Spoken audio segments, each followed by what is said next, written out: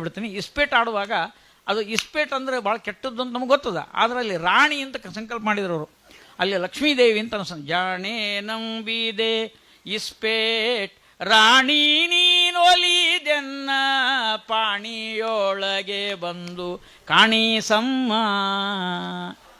ಅವು ಆಟ ಆಡಿ ಸೋತ್ಬಿಟ್ರಿ ಅವರು. ಮಾನ್ವಿ ಗುಂಡಾಚಾರು ಇಸ್ಪೇಟ್ ಆಡಿದ್ರು, ಸೋತ್ಬಿಟ್ರು.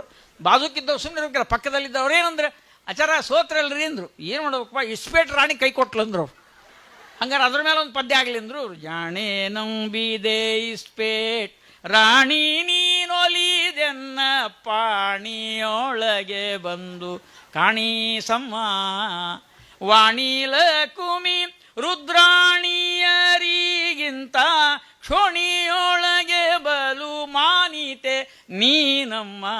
ಜಾಣೆ ನಂಬಿದೆ ಜನಕನು ಗಳಿಸಿಟ್ಟ ಧನವೆಲ್ಲ ಕಳಕೊಂಡೆ ದನಕರು ಹೊಲ ಮನೆಯನು ಮಾರಿದೆ. ಕೊನೆಗೆ ಜನರೊಳಗೆ ಅಪಹಾಸ್ಯಕ್ಕೊಳಗಾದೆ ನಾನು ಹೆಂಡತಿ ಮಕ್ಕಳ ಕೈಗೆ ಪರಟಿ ಕೊಟ್ಟೆ. ಜಾಣೆ ನಂಬಿದೆ. ಒದ್ದಾಡ್ತಾವ ಪಾಪ.